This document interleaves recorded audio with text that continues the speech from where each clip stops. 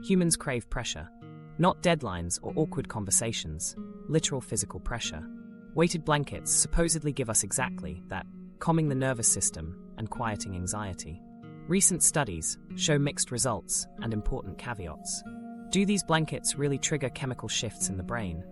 Or how much of the benefit is real biology, and how much is expectation? We'll separate what's clearly supported, what's still uncertain, and who should avoid them. And as we'll see, this debate isn't only about sleep. It's about why a simple piece of fabric became a booming symbol of psychological comfort. The blanket that became $1 billion business. Estimates and sales data show that weighted blankets have surged far beyond their therapeutic roots, exploding into a mainstream wellness market by the early 2020s. What began as a specialized aid used in therapy rooms now appears in lifestyle magazines, glossy advertisements, and holiday shopping lists. Blankets once intended to help with sensory regulation are promoted as everyday essentials, marketed as the missing ingredient for improved sleep and calmer nights. This shift traces back to how they were first used. Weighted or chain blankets had a secure place in occupational therapy, particularly for children who struggled with sensory processing. Therapists reported calming effects during clinical use, which helped spark consumer curiosity. When companies recognized that similar benefits were being claimed outside these settings, more relaxation, fewer restless thoughts, they saw an opportunity. Marketing reframed the blanket from a therapeutic tool into a wellness accessory for anyone coping with stress. The appeal is clear. Weighted blankets aren't sold as high-tech devices or complex treatments. They are presented as simple and accessible objects you already understand, a blanket, enhanced by one feature: heaviness. This framing connects directly with modern anxieties around poor sleep and chronic stress, while offering a tangible and non-medical method of support. Instead of demanding a lifestyle overhaul, the weighted blanket requires only a swap, your old cover for a heavier one. That minimal effort makes it easier to adopt than routines involving supplements, exercise regimens, or meditation apps. Their success also depends on symbolism. Using a weighted blanket becomes more than just pulling up the covers. It functions as a small nightly ritual. In a cultural moment where self-care and mindfulness dominate conversation, the act of placing a heavy cover over yourself takes on meaning. It signals winding down, protection, and intentional rest. This ritual quality helped accelerate adoption, positioning the blanket not only as a product, but as a practice of emotional reassurance. But clever marketing alone doesn't explain the size of the industry. Few products leap from clinical obscurity to mainstream recognition with such speed. The phenomenon reflects the fact that the blanket delivers an immediate sensation. People don't just hear claims about its effects. They can feel a shift as soon as they lie beneath it. That direct bodily feedback, warmth paired with grounding pressure, creates loyalty. In a world where exhaustion and anxiety are common, that feeling is enough to convince many that the product works for them, regardless of what clinical studies conclude. At the height of their popularity, weighted blankets were celebrated widely, even making Time magazine's list of top inventions in 2018. That recognition, though overstated, symbolized how quickly a niche therapy tool had captured mainstream attention. By the early 2020s, market estimates regularly described the industry in the hundreds of millions of dollars, with projections suggesting it may continue to grow well beyond that. The scale alone reflects something deeper than clever advertising. People were investing real money in the promise that weight itself could be psychologically protective. This raises the question of belief versus biology. Companies emphasize the blanket's ability to calm the nervous system, often invoking scientific language that makes the product seem more than just fabric filled with glass beads. They highlight how the sensation of evenly distributed weight supposedly engages underlying neurobiology. Whether those scientific claims stand up consistently to scrutiny or not, they provide a story consumers can connect to. Pressure isn't marketed as just another comfort feature. It's sold as a therapeutic sensation in its own right. Still, skepticism has followed. Some researchers argue the marketed benefits overreach, since much of the supporting evidence is based on subjective reports rather than clear, measurable physiological changes. People often describe feeling calmer or sleeping more deeply, but that doesn't necessarily prove that their bodies are experiencing measurable reductions in anxiety or improved sleep architecture. Yet from a consumer perspective, subjective relief may be all that matters. If lying under a blanket feels like a solution, the perception itself can be powerful motivation to keep using it. That tension between lived experience and scientific validation helps explain why the debate around weighted blankets continues. On one side, millions of consumers express genuine satisfaction. On the other, researchers call for better evidence. Both perspectives feed the industry.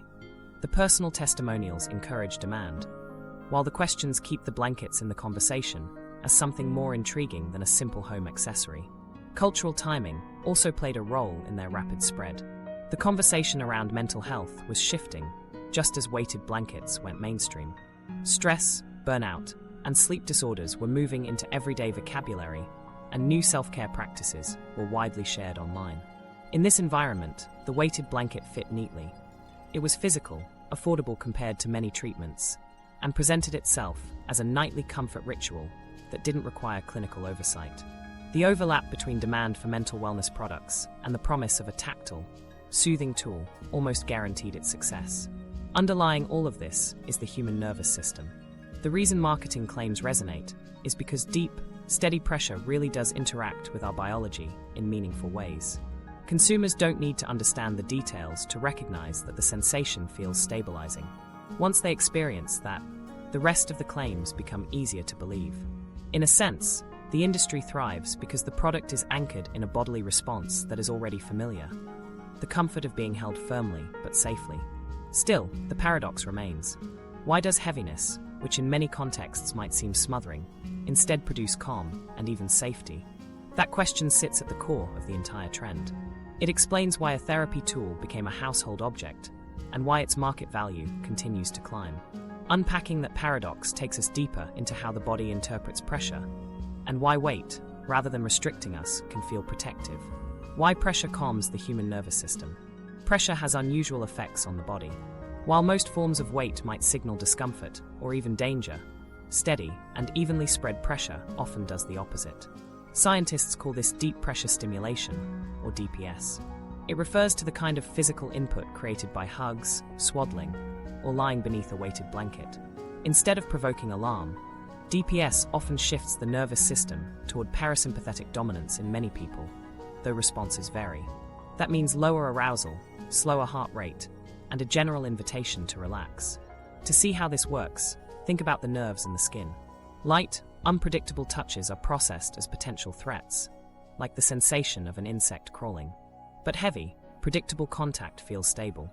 The brain interprets it as order rather than chaos, and the autonomic nervous system responds accordingly. This is why a comforting hug can feel grounding, while a sudden tap on the shoulder can feel jarring. Weighted blankets mimic that stabilizing hug by keeping pressure consistent across the torso and limbs. One reason this connection is so powerful comes from early life. Newborns are soothed when swaddled or pressed close against a caregiver's chest. In those moments, their heart rate slows and stress decreases. Through this repetitive association, the nervous system learns to link sustained pressure with safety. That learning doesn't vanish with age. Even in adulthood, the same sensory channels interpret steady contact as reassurance. Weighted blankets borrow from the logic of swaddling. Containment and predictability make the body feel less vulnerable. Touch also communicates at a chemical level. Consistent physical contact often releases oxytocin, the hormone linked with bonding and stress reduction. This explains why partner embraces or holding a child feels calming well beyond symbolic meaning. A blanket cannot reproduce the warmth of another human, but its gentle downward force echoes enough of that familiar sensation to activate those pathways. Even without social context, the tactile input can trigger a cascade of relaxation signals. What happens inside the nervous system is fairly straightforward. The sympathetic branch gets us ready for action. Rising pulse, tense muscles, higher cortisol. DPS nudges the opposite branch, the parasympathetic system, into control. This shift brings the body back to baseline, encouraging calm, digestive activity, and sleep readiness. People often describe weighted pressure as if it gives permission to let go. In physiological terms, it is simply a signal to stop bracing for threat. And there is measurable evidence supporting this. Physiological studies have recorded changes in heart rate variability and stress hormones during deep pressure stimulation. Cortisol levels often fall, and indicators tied to recovery improve. These are not dramatic, universal shifts. but they are consistent enough to suggest that the sensation leads to more than just a comforting illusion. The body itself shows signs that it is entering a calmer state. Weighted pressure can also support proprioception, the sense of knowing where one's body is in space. Constant, even contact reinforces this internal map, making the body feel more contained and secure. For those dealing with racing thoughts or sensory overload, having this anchoring input reduces scattered sensations and lets mental focus settle. It is another reason blankets can feel stabilizing as night rituals, not only altering hormones, but also giving the nervous system a clearer outline of itself. The result of these combined effects feels counterintuitive at first glance. A heavy layer might be expected to induce suffocation, yet the nervous system reads it as shelter. Users often describe the experience as carrying weight on the outside while feeling lighter inside. That paradox underscores how ancient and deeply rooted the response really is. From swaddling infants to adult relaxation, steady pressure consistently tells the body that it can rest. So if pressure can calm the body, what exactly changes inside the brain? That's where our next section goes. The chemistry of calm, neurotransmitters at work. It's surprising that an object as simple as a blanket could have any measurable relationship with what happens inside the brain. The fabric and weighted beads aren't chemical in themselves. They only provide mechanical pressure. Yet that sensation can travel through the nervous system and influence biological signals in ways that correspond with reduced stress and better sleep in some people. Pressure likely nudges neurotransmitter systems in some users, based on small physiologic studies and lab measures. And while these effects are subtle, they point to a fascinating overlap between psychology and neurochemistry. The core idea is that deep, steady pressure doesn't just calm the body. It may help the brain adjust its internal chemistry toward balance. Researchers believe several plausible players are involved. Serotonin is one of them. This neurotransmitter regulates mood and contributes to sleep readiness. Small-scale studies suggest firm, even contact may encourage serotonin activity, which then supports the later release of melatonin, the hormone responsible for signaling the onset of sleep. These changes are not uniform across everyone, but for some, they appear to create a body-wide shift toward calm. Melatonin itself has been directly measured in at least one controlled setting. A controlled lab study reported increased pre-sleep salivary melatonin after using a weighted blanket. Because melatonin is the body's main hormonal signal for night and rest, that finding suggests the blanket may provide a biological nudge towards sleep readiness. Instead of forcing sleep like a pill, the effect resembles a gentle adjustment, a small physiological reminder that it is time to settle down. Other evidence comes from the parasympathetic nervous system, the part that governs rest and digest functions. Several small studies show that deep, steady pressure is often followed by signs of parasympathetic dominance. Heart rate slows, breath deepens, and muscles relax. Monitors sometimes capture subtle improvements in heart rate variability, an indicator of resilience in the nervous system. For the person under the blanket, this effect shows up less as numbers and more as a felt shift. Shoulders unclenching, breathing more evenly, or energy gradually unwinding. These biological nudges don't have the magnitude of strong medication, and they shouldn't be described as universal outcomes. Dopamine, oxytocin, even endorphins may all play roles, but evidence for direct, consistent changes is limited. What we can say with modest confidence is that pressure creates the conditions under which those chemicals can adjust. The common theme is that heavier contact signals safety, and the nervous system responds by releasing markers of calm instead of stress hormones like cortisol. A useful analogy comes from human touch. A hug doesn't contain chemicals of its own, but it prompts the nervous system to release them. Weighted blankets appear to be an artificial version of this process, mechanical sensation transformed into biochemical response. This perspective helps explain why users often describe not just physical comfort, but also warmth, reassurance, or emotional stability.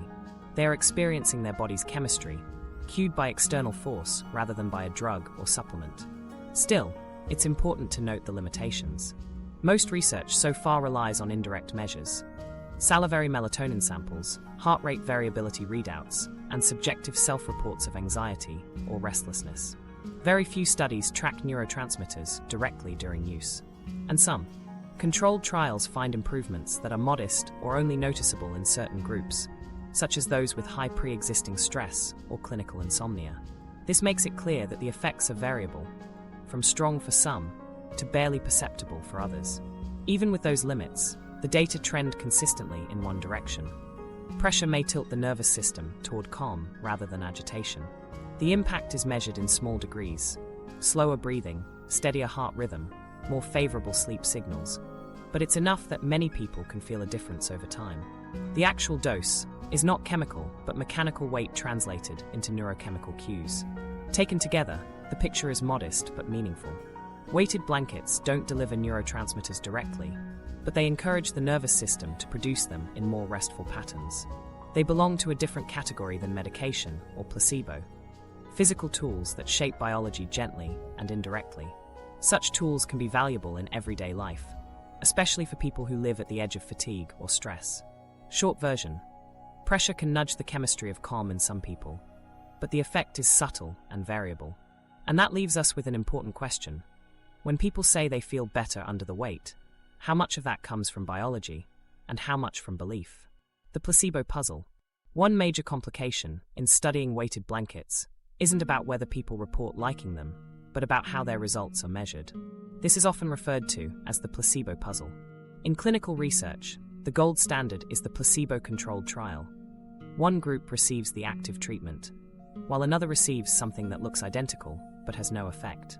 With medication, creating a convincing placebo is relatively easy. A sugar pill can look the same as the real one. But with weighted blankets, the core feature is impossible to disguise. A 12-kilogram blanket feels different from a 3-kilogram version, and participants know the difference immediately. That awareness strips away the blind conditions that trials usually depend on. Because weight cannot be hidden, expectation becomes part of the experience from the start. Participants using the lighter blanket often assume they're not getting the real intervention, while those under the heavy one naturally anticipate results. That gap in expectation exerts influence before any physiological effect is measured. Stress, relaxation, and sleep are particularly susceptible to this psychological influence because belief alone can change how a person perceives their state. In fact, many interventions that involve sensation, heat packs, massage, or touch therapies, face a similar limitation. The physical component itself is noticeable, so placebo conditions are difficult to design convincingly. This difficulty shows up clearly in research data. Several randomized trials illustrate a consistent split. Subjective reports skew positive, while objective sleep measurements often do not. Participants frequently describe their nights as calmer, with fewer awakenings or reduced anxiety. Yet when examined by actigraphy, a method of tracking movement and sleep cycles, the results tell a more complicated story. Time spent awake after first falling asleep, or total sleep duration, may not show significant improvement compared to the control condition. A 2023 review highlighted this divergence, emphasizing that participants in weighted blanket groups often reported less severe insomnia and reduced anxiety, while actigraphy data showed little measurable change. This gap between what people say and what devices record is central to the placebo puzzle. Importantly, these self-reports should not be dismissed as irrelevant. Subjective improvement is still meaningful, especially for conditions where perception shapes daily life. For someone with insomnia, feeling like their night was more restorative can itself reduce fatigue and irritability the next day. Similarly, for anxiety, a lowered perception of hypervigilance translates into real-life improvements in mood and functioning. Even when expectation contributes, subjective relief can be clinically meaningful. In fact, patient-centered care often values self-reported quality of life as a key outcome. Weighted blankets seem to operate in this space. They improve how nights are experienced, even if the sleep cycle itself doesn't fundamentally shift. The psychology of anticipation helps explain this. Believing that a blanket will soothe the body can modulate stress pathways, decreasing cortisol, boosting endorphins, and even shifting how the brain pays attention to disruptions. This doesn't mean the effect is imaginary. Instead, it highlights how belief itself can alter physiology. For instance, a person expecting relief from anxiety may breathe more evenly and focus less on small discomforts, leading to an overall calmer state. The mechanism isn't only what the blanket does, it is also what the person's nervous system does in response to the belief in its effectiveness. Because of this, expectation is not best seen as a flaw, but as a multiplier. The weight may deliver some direct pressure-based calming effect, and belief enhances that benefit further. Many medical interventions work this way. Post-surgical patients who expect to recover with less pain often require fewer painkillers, even though their surgeries were identical. Likewise, weighted blankets may succeed not because pressure or placebo act separately, but because the two converge, pushing outcomes in the same direction. This also reframes how we evaluate placebo. People often use the term dismissively, as if placebo means fake. But placebo effects are among the most reliable findings in psychology and medicine. They demonstrate how perception and biology are intertwined. In the context of sleep and anxiety, areas where belief strongly matters, placebo outcomes are especially influential. If a person falls asleep faster because they believe they are in a calming environment, that benefit is real to them. Weighted blankets highlight this relationship because their defining feature cannot be hidden. The overlap between physical input and expectation makes them a near-perfect case study of how placebo and mechanism interact. Randomized studies reinforce this blurred line. In one trial focused on insomnia symptoms, people who used weighted blankets reported significant reductions in how severely they perceived their insomnia. Their anxiety and depressive symptoms also improved, compared with participants using lighter blankets. Yet when actigraphy measured the actual moments of wakefulness during the night, the results showed little to no improvement. The lived experience changed more than the data did. This reminds us that perception is not secondary. It is central to how people evaluate and manage their conditions. For this reason, the potential role of placebo should not discourage use.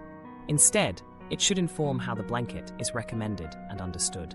If someone decides to try a weighted blanket, one practical approach is to treat it like an experiment. Try it in short sessions and track how you feel the next day. The metrics that matter are not only sleep graphs, but also self-reported stress levels, morning energy, or the general sense of calmness in bed. This framing puts expectation to work as part of the strategy, not as a flaw. It also reveals how comforts throughout history may have relied on similar dynamics. People have long used rituals, charms, or familiar bedtime objects, not because they had strong innate properties, but because they created stable expectations and a sense of safety. Weighted blankets occupy this very human tradition. They are marketed as physical products, but their power lies as much in psychology as in physics. The ritual of tucking in under a heavy cover becomes a signal to the brain. It's time to disengage and allow rest. Of course, this intertwined effect also complicates research. If objective metrics don't shift but participants feel better, it leaves open questions that may never be fully resolved. Without the possibility of creating a truly hidden placebo, weighted blanket studies cannot separate expectation from mechanism completely. But from the user's perspective, that distinction may not matter. Feeling rested or calmer the next day is the outcome most people want. If the pathway involves biology, belief, or both, the improvement is still valid. This is why the placebo puzzle isn't a dead end. It is a key part of the story. Weighted blankets may partially work by nudging neurochemistry, but they also work through belief and ritual. Rather than invalidating them, this makes them tools that combine psychological and physiological influence. The broader lesson is that tools can be effective even when their mechanisms are indirect. Still, it is worth noting that not everyone experiences these effects the same way.